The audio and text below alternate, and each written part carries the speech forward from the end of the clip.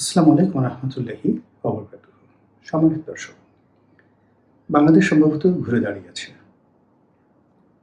এদেশের মানুষের মধ্যে যেভাবে মুক্তিযুদ্ধের যে আবেগ, অনুভূতি, স্বাধীনতা এবং সার্বভৌমত্ব সম্পর্কে মানুষের যে শ্রদ্ধাবোধ এবং আমাদের মহান মুক্তিযুদ্ধে যারা অনবদ্য অবদান রেখেছিলেন, সে সকল মুক্তিযোদ্ধা, তাদেরকে যারা সহযোগিতা করেছেন, এই কথাগুলো ইদানীংকালে এতটা গুরুত্বের সঙ্গে, এতটা সম্মানের সঙ্গে উচ্চারিত হয়েছে বা হচ্ছে, যা ১৯৯১ সনের পর থেকে আমরা কখনো দেখিনি। আমাদের মুক্তিযুদ্ধ আমাদের গর্ব। আমাদের মুক্তিযুদ্ধের যে ইতিহাস সারা পৃথিবীর মুক্তিকামী মানুষের জন্য একটি অনন্য উদাহরণ। গত কয়েকশো বছর বিভিন্ন সাম্রাজ্যবাদী শক্তির হাত থেকে যারা স্বাধীনতা অর্জন করেছেন, এ সকল স্বাধীনতার একটা বিরাট অংশ অর্জিত হয়েছে উইল ফোর্সের মাধ্যমে, দলিলের মাধ্যমে এবং স্বেচ্ছায়। সাম্রাজ্যবাদী শক্তিগুলো চলে গেছে। ভারত স্বাধীন হয়েছে আন্দোলনের ফলে নয়। আন্দোলন সুদীর্ঘ ভূমিকা ছিল, কিন্তু ব্রিটেন দ্বিতীয় বিশ্বযুদ্ধের পরে যেভাবে দেউলিয়া হয়ে পড়েছিল এবং তাদের ট্রেজারিতে এমন অবস্থা হয়েছিল যে দ্বিতীয় বিশ্বযুদ্ধের পর একটা জেনারেল ইলেকশন করবেন ইংল্যান্ডে, এই অবস্থা উইনস্টন চার্চিল সরকারের ছিল না। ফলে পৃথিবীর প্রথম তত্ত্বাবধায়ক সরকার ইংল্যান্ডে চালু হয়। যুদ্ধের পরে ব্রিটিশ পার্লামেন্ট সিদ্ধান্ত নেয় যে বর্তমান উইনস্টন চার্চিলের যে সরকার, এটি তত্ত্বাবধায়ক সরকার রূপে কর্মপরিধি চালাবে এবং অর্থনৈতিক অবস্থা, অর্থাৎ ইলেকশন করার যে টাকা, সেই টাকা হলে ইলেকশন দিয়ে তারা চলে যাবে। ঠিক ওই সময়টাতে ভারত স্বাধীন হয়ে যায়। এর কারণ হলো ভারত তখন একটা ওয়েলফেয়ার স্টেট রূপে ব্রিটেন সাবসিডি দিয়ে চালাচ্ছিল এবং তারা এই তাড়াহুড়ো করতে গিয়ে যে বিভেদ এবং বিসংবাদের বীজ বপন করে যায়। পাকিস্তানের সঙ্গে আফগানিস্তানের সীমান্ত, পাকিস্তানের সাথে ভারতের সীমান্ত, বাংলাদেশের সঙ্গে ভারতের সীমান্ত, এগুলো নিয়ে যে দ্বিমত তারা তৈরি করে যায় তাড়াহুড়ো করে, যার দায় আমাদেরকে এখনো বহন করতে হচ্ছে। তো যেটা বলছিলাম যে এভাবে অনেক রাষ্ট্র তৈরি হয়েছে যুদ্ধের, দ্বিতীয় বিশ্বযুদ্ধের পর, প্রথম বিশ্বযুদ্ধের পর।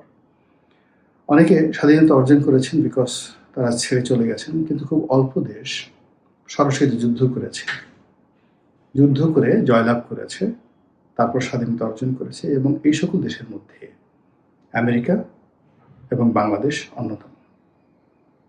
ফলে সারা দুনিয়াতে মুক্তিকামী মানুষদের মধ্যে আপনি যেভাবে ফিদেল ক্যাস্ট্রোর নাম আসে, যেভাবে চে গুয়েভারের নাম আসে, জর্জ ওয়াশিংটনের নাম আসে, একইভাবে ঠিক একই কাতারে বঙ্গবন্ধু শেখ মুজিবুর রহমানের নাম চলে আসে। যেভাবে থমাস জেফারসনের নাম আসে, একইভাবে কর্নেল এম এ উসমানী, যিনি জেনারেল এম এ উসমানী হিসেবে পরিচিত, পাপা টাইগার হিসেবে পাকিস্তান আর্মিতে যার ব্যাপক পরিচিত ছিল, তার নাম আসে। একইভাবে জেনারেল আরোরা, জেনারেল মানেকশ, তাদের নাম আসে সারা পৃথিবীতে। আপনি এখানে বসে নয়, আপনি আল আজহার বিশ্ববিদ্যালয়ের লাইব্রেরিতে গিয়ে পড়ে দেখেন, আপনি লুভর মিউজিয়ামে গিয়ে দেখেন, তারপর যে ব্রিটিশ লাইব্রেরি আছে সেখানে গিয়ে দেখেন, ব্রিটিশ মিউজিয়ামে গিয়ে দেখেন এবং সেখানে বাংলাদেশের স্বাধীনতার দলিলপত্র খোঁজেন। এরপর তুলনামূলকভাবে আপনি অন্যান্য দেশের স্বাধীনতা যুদ্ধের সঙ্গে তুলনা করেন, আপনি দেখেন যে বাংলাদেশের মহান মুক্তিযুদ্ধ, বঙ্গবন্ধু শেখ মুজিবুর রহমান, মুক্তিযোদ্ধা, এই জিনিসগুলো সারা বিশ্ব কিভাবে মাথায় করে রেখেছে। আপনি জানেন না আপনার ব্যর্থতা, আর না জানার কারণে আপনি ওজন করতে পারছেন না।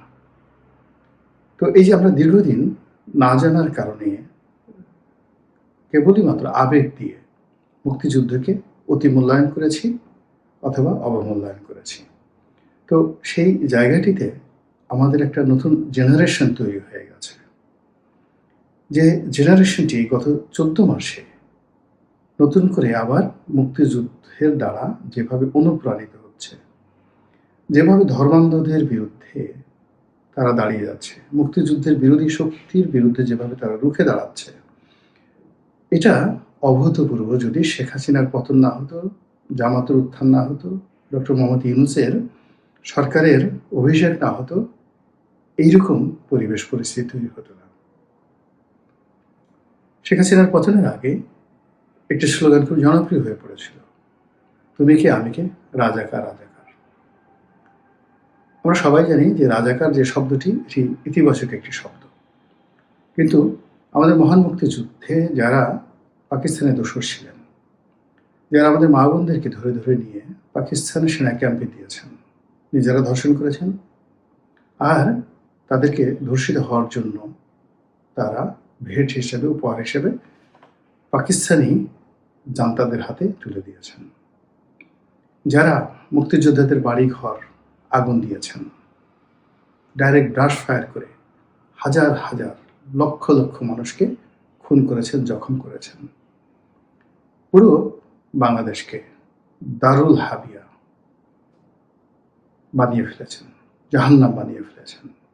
সেই নামগুলোর সঙ্গে আলবদর, আশামস, রাজাকার, এ নামের যত অর্থই থাকুক না কেন, এগুলো বাংলাদেশে একটা জঘন্য গালিতে পরিণত হয়েছিল। এবং এই শেখ হাসিনার জমানা পর্যন্ত যে কোনো লোককে আপনি যদি বাজে শব্দ বলে গালি দিতেন, কোনো অসভ্য প্রাণীর জন্ম, কোনো অসভ্য প্রাণীর ভাই, কোনো অসভ্য প্রাণীর গর্ভ থেকে বের হয়েছে, কোনো আবর্জনাভোগী প্রাণী, এগুলো নিয়ে গালাগালি করার চাইতেও যদি আপনি তাকে বলতেন রাজাকারের বাচ্চা, তুই রাজাকার, তোর দাদা রাজাকার, এই জিনিসগুলো ভীষণ রকম রিয়াক্ট করত।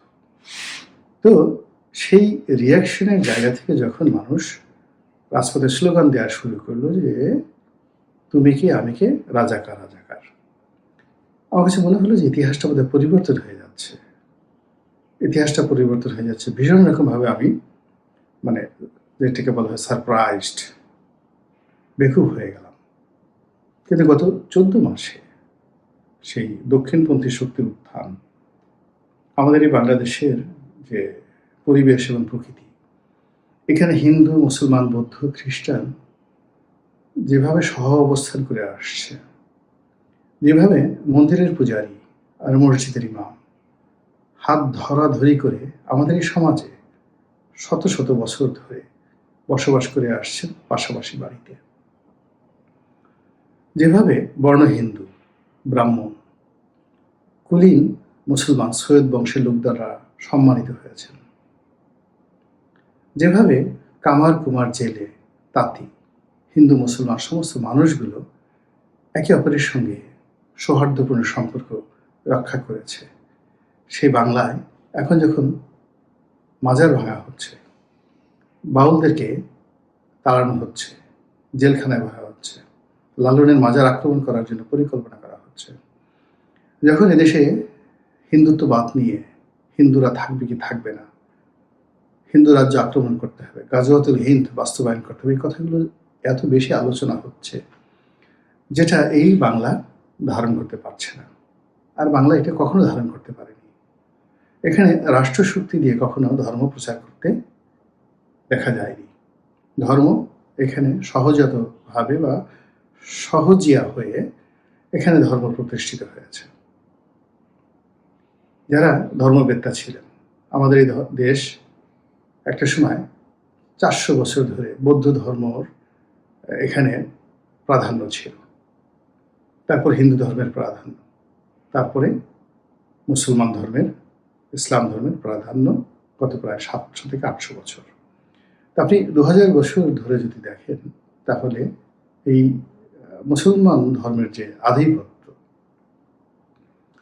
এটা রাষ্ট্রশক্তিতে খুব অল্প সময়ের জন্য ছিল, কিন্তু সোশ্যাল সামাজিক জীবনে এটি মূলত পাকিস্তান জামানাতে এই ইসলাম ধর্ম আমাদের সামাজিক জীবনে এবং রাষ্ট্রীয় জীবনে গুরুত্ব পাওয়া শুরু করলো। কিন্তু ব্রুট মেজরিটি থাকা সত্ত্বেও আমাদের এখানে ব্রিটিশদের 200 বছরে মুঘলদের ৩৫০ বছরে,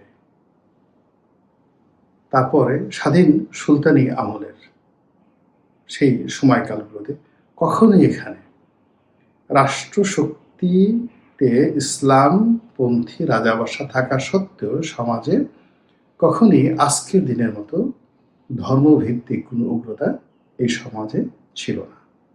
পাকিস্তান থেকে সেটা এসছে।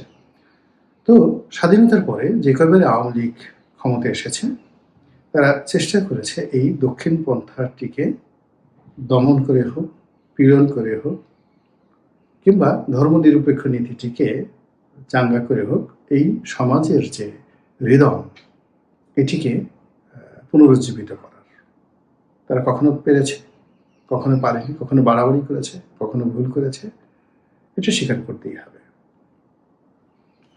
তো এরই ধারাবাহিকতা কি হলো, শেখ হাসিনার জমানাতে দক্ষিণপন্থী গ্রুপগুলোর প্রতি এতটা জুলুম অত্যাচার করা হলো যে তারা তলে তলে পর্দার আড়ালে এত শক্তিশালী হয়ে পড়লো, যেটা শাসক শ্রেণী কল্পনা করতে পারেনি। আমরা যারা এগুলো বলেছি সেই 2012 থেকে অনবরতভাবে, যেভাবে দমন পীড়ন করা হচ্ছে, এতে করে তারা শক্তিশালী হয়ে পড়বে, এটা দুনিয়ার নিয়মে। যে এখন আওয়ামী লীগের বিরুদ্ধে যে সকল দমন পীড়ন করা হচ্ছে, আওয়ামী লীগ শক্তিশালী হচ্ছে, কিন্তু বিএনপি হতে পারেনি, শক্তিশালী হতে পারেনি। এর কারণ হলো শেখ হাসিনা যে চালাকিটা করেছেন, বুদ্ধিমত্তা দেখিয়েছেন, তিনি তার যে নেতৃত্ব একটা দুটো ভাগে ভাগ করেছেন। যেই নেতৃত্বটিকে বা যে লোকগুলোকে তিনি খরচের খাতায় ফেলে দিয়েছেন, সেই লোকগুলো এখন জেলখানাতে আছে। আর যেগুলো তার গুড বুকে ছিল এবং তিনি মনে করছেন যে আগামীতে তিনি যে লড়াই সংগ্রাম করবেন বা তার ছেলে সন্তানরা যদি রাজনীতির উত্তরাধিকার হয়, তাহলে আওয়ামী লীগের যে সকল নেতাকে তার লাগবে, তাদের সবাইকে তিনি সেফ এক্সিট দিয়েছেন। এবং এটা আগস্ট মাসের নয়, জুলাই মাস থেকে এই সেফ এক্সিট শুরু হয়েছে। ফলে তারা তাদের প্রয়োজনীয় অর্থ এবং প্রয়োজনীয় নেতৃত্ব নিরাপদ দূরত্বে রেখে তারা এখন যে কর্মকাণ্ড করছে, সেই কর্মকাণ্ড বিএনপি কখনো করতে পারেনি। বিএনপির এই সুযোগটাই হয়নি, বিকজ 11 যখন এলো, এটা আসছিল একটা বজ্রপাতের মতো। ফলে তাদের পালাতে হবে, তাদের টাকা লাগবে, এই জিনিসগুলো তারা কল্পনা করতে পারেনি। কিন্তু 2014 সন থেকে যখন এই একটা যাকে বলে প্রশ্নবিদ্ধ নির্বাচন হলো, তখন থেকে কিন্তু আওয়ামী লীগ তারা সিদ্ধান্ত নিয়ে ফেলেছে যে তাদেরকে চলে যেতে হবে, তাদেরকে পালাতে হবে, তাদেরকে ভাগতে হবে এবং তাদেরকে আবার ফিরে আসতে হবে। এই জন্য তারা দাপট দেখিয়েছে, জুলুম অত্যাচার করেছে, বিনা ভোট, রাতের ভোটে নির্বাচন করেছে, যতদিন পারা যায় ক্ষমতা দেখার চেষ্টা করেছে, কিন্তু সবসময় তাদের পালানোর জন্য একটা প্রস্তুতি ছিল। ফলে দেখুন, এত ম্যাটিকুলাসলি, এত সায়েন্টিফিক্যালি তারা পালিয়েছেন, আপনারা তাদের একটা পশম এখন পর্যন্ত স্পর্শ করতে পারেননি যারা পালিয়েছেন। এবং সেখানে গিয়ে তারা যে কথাবার্তা বলছে, প্রতিটা মুহূর্তে উত্তেজনা তৈরি হচ্ছে, মেজাজ গরম হয়ে যাচ্ছে, আপনি অস্থির হয়ে পড়ছেন। এনিওয়ে, এটা নিয়ে আমি কথা বলবো না। কথা যেটা নিয়ে বলবো সেটা হলো যে এই যে দক্ষিণপন্থা যে গ্রুপটি, তারা আওয়ামী লীগের অবর্তমানে তারা মনে করেছে যে আমরা বিজয়ী হয়েছি। এবং যেহেতু তাদের এই ধরনের একটি পরিবেশ পরিস্থিতি মোকাবেলা করার জন্য আর্থিক প্রস্তুতি ছিল না, মানসিক প্রস্তুতি ছিল না, অ্যাডমিনিস্ট্রেটিভ প্রস্তুতি ছিল না, ফলে এই গত 14টি মাস তাদের কাছে মনে হলো যে হঠাৎ করে জোয়ারে যেভাবে মাছ চলে আসে এবং মানুষ হাত দিয়ে বড় বড় রুই, কাতলা, মৃগেল এগুলো ধরতে চেষ্টা করে। এবং আমি এরকম পরিস্থিতিতে দেখেছি যে অনেক সময় বোয়াল মাছের লেজের বাড়িতে অনেক মানুষের কান ফেটে গেছে। গজার মাছ খুব শক্তিশালী মাছ, এই মাছের লেজের বাড়িতে বা হাঙ্গরের লেজের বাড়িতে অনেক মানুষ মরে গেছে। তো এখন এই যে একটা সুযোগ আসছে, সেন অপরচুনিটি, এই অপরচুনিটির কবলে পড়ে আমাদের যে রাজনৈতিক দলগুলো রয়েছে তারা ক্ষতিগ্রস্ত হচ্ছে, বিকজ তাদের প্রস্তুতি ছিল না। দক্ষিণপন্থী যে গ্রুপগুলো ছিল, স্বাধীনতা বিরোধী যে গ্রুপগুলো ছিল, যারা এই সময়টিকে মনে করেছিল যে তাদের একটা ঈদের উৎসব, এটি এখন তাদের জন্য বুমেরাং হয়ে পড়েছে। তারা যে কাজগুলো করছে, এর ফলে মানুষ মনে করছে যে না, আমাদের রিসেট দিয়ে মুক্তিযুদ্ধের ইতিহাস বন্ধ করা যাবে না, সংবিধান ছুঁড়ে ফেলানো যাবে না, সংবিধান থাকতে হবে, আমাদেরকে বঙ্গভবন রক্ষা করতে হবে। গণভবন আমরা হারিয়েছি, কিন্তু বঙ্গভবন আমাদেরকে রক্ষা করতে হবে। এই যে দৃঢ়তা শুরু হয়েছে মানুষের মধ্যে, তরুণ প্রজন্মের মধ্যে। এবং শেখ হাসিনা এই গত 2009 থেকে একেবারে শেষ দিন পর্যন্ত যে জেনারেশনটা তৈরি করেছেন, যাদের মধ্যে মুক্তিযুদ্ধ, বঙ্গবন্ধু, শেখ হাসিনা, তাদের যে ইতিবাচক বিষয়গুলো পাঠ্যপুস্তকে ঢুকিয়ে দিয়েছেন, এইগুলো এখন ক্রিয়া করছে। তার ফলে নতুন করে আবার সেই মুক্তিযুদ্ধ বিরোধী যে প্রচারণা, রাজাকার, আলবদর, আশামস, এইগুলো ভয়ঙ্করভাবে আবার মানে বাংলাদেশে ঘৃণার উপলক্ষ হয়ে পড়ছে। এখন আপনি আবার নতুন করে আলবদরের পরিবর্তে আলবটর, তারপরে কাউকে ছোট করার জন্য তাকে বলা হচ্ছে যে এটা পাকিস্তানের পাকি বীজ, কাউকে ছোট করার জন্য তাকে টোকাই বলা হচ্ছে। এই পাকিস্তানের সৈন্যদের সে অবৈধ যে যৌন সম্পর্ক, ধর্ষণের ফলে যাদের জন্ম হয়েছে তাদেরকে পাকি বীজ হিসাবে এই সমাজে নতুন ন্যারেটিভ তৈরি করা হচ্ছে। নাম ধরে ধরে বলা হচ্ছে অমুক লোক পাকি বীজ, পাকিস্তানের বীজে ওর জন্ম হয়েছে, ওর মা পাকিস্তানের লোক দ্বারা ধর্ষিত হয়েছে, অথবা পাকিস্তানি সৈন্যবাহিনীর বিনোদন বালিকা রূপে ওর মা দায়িত্ব পালন করেছে। এইভাবে স্বাধীনতা বিরোধীদের পক্ষে যারা টিকটকার, যারা ইউটিউবার, তারা এই দীর্ঘদিন ধরে গত 15-20 বছর ধরে সার্ভিস দিচ্ছিল, তাদেরকে নিয়ে কিন্তু এই ধরনের কথাবার্তা হয়নি। কিন্তু গত সেই 8-9 মাস ধরে এখন তারা সবাই নিন্দিত। তাদের চেহারা মানুষ দেখতে চাচ্ছে না, তাদের আকার, আকৃতি, গঠন, জন্ম, পরিবার, পরিজন সব কিছু নিয়ে মানুষ ট্রল করছে। এবং সেই ট্রলের সঙ্গে রাজাকার আসছে, আলবদর আসছে, আশামস আসছে, আলবদর আসছে, আলবদরের সাথে আবার নতুন করে যুক্ত হয়েছে লাল বদর। তো দেখুন, লাল বদর এবং আলবটর এই দুটো শব্দ কিন্তু ছিল না, নতুন করে এখানে তৈরি হয়েছে। আবার অমুক টোকাই, কতগুলো টোকাই ইউটিউবার মানে আসছে। আগে এদেরকে ইউটিউবার বলা হতো, এখন এদেরকে টিকটকার বলা হচ্ছে। এবং এদেরকে সবাইকে বলা হচ্ছে এরা পাকি বীজ, মানে এদের জন্ম হয়েছে পাকিস্তান সেনাবাহিনীর কর্মকর্তাদের বীর্য থেকে। তো এই যে ন্যারেটিভ তৈরি হয়েছে, এটা তো আমাদের ছিল না।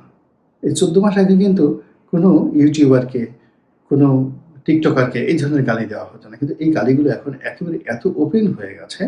আর এটার প্রতিক্রিয়াতে তারা না পারছে বলতে যে আমি মানে আমার জন্ম অমুকভাবে, বা আমার বাবা মুক্তিযোদ্ধা ছিল, আমার মা মুক্তিযোদ্ধা ছিল, বা আমার পরিবারে এই জিনিস ছিল, তারা এই জিনিসগুলো হজম করতে হচ্ছে তাদেরকে। এবং এটা মানে বলতে গেলে অমুক টোকাই বিহারি পল্লীতে তার জন্ম হয়েছে, অমুক টিকটকার তার মা বা তার বাবা পাকিস্তানের দোসর ছিল, ক্যান্টনমেন্টে যাতায়াত করতো। মানে এই ন্যারেটিভগুলো এতটা জনপ্রিয় হয়ে গেছে যে এখানে কতটা সত্য, কতটা মিথ্যা, কতটা বাস্তব, এটা কোনো বিষয় নয়। বিষয় হলো মানুষের ক্রোধ এবং ক্ষোভ স্বাধীনতা বিরোধীদের উপর যেভাবে উগলে পড়েছে, এবং গত 6 মাস ধরে এটা যেভাবে বাড়ছে, তাতে করে নতুন রাজাকার, নতুন আলবদর, নতুন আশামস, নতুন আল বটর, নতুন লাল বদর, এই শব্দগুলো আপনি দেখবেন যে কি পরিমাণ কতগুলো মানুষকে এই সমাজে অপাঙ্ক্তেয় করে ফেলে, কত মানুষকে ক্ষতিগ্রস্ত করে ফেলে, এবং কিভাবে এইগুলোর উপরে আবার নতুন করে স্বাধীনতার ফুল প্রস্ফুটিত হবে। এদের কবর রচনা হবে, সেই কবরের উপর আবার নতুন করে গোলাপের বাগান, বর্ষার সেই গোলাপের বাগান স্বাধীনতার সুগন্ধ নিয়ে আবার গেয়ে উঠবে আমার সোনার বাংলা, আমি তোমায় ভালোবাসি। এই যে মুক্তিযুদ্ধের সময়ের যে অজেয় গানগুলো, আমার সোনার বাংলা, আমি তোমায় ভালোবাসি, আরো কত গান, শুনে একটি মুজিবরের তরে, লক্ষ মুজিবর, এই যে গানগুলো আবার নতুন করে মানে সুরারোপিত হচ্ছে, নতুন করে শব্দ তৈরি করছে, ছন্দ তৈরি করছে, এবং মুক্তিযুদ্ধের জন্য নতুন দলিল তৈরি করে ফেলছে নতুন জেনারেশন। কাজেই এর থেকে আমাদের যে শিক্ষা, ইতিহাস তার আপন গতিতে চলতে থাকে। কোনো রাষ্ট্রশক্তি, কোনো রাষ্ট্র ক্ষমতা শত চেষ্টা করে ইতিহাসের গতি পরিবর্তন কেউ অতীতে করতে পারেনি, বর্তমানেও সম্ভব নয়, আগামীতেও সম্ভব নয়। মহান আল্লাহ আমাদের সবাইকে হেদায়েত দান করুন এবং হেফাজত করুন। আসসালামু আলাইকুম ওয়া রাহমাতুল্লাহি ওয়া বারাকাতুহু।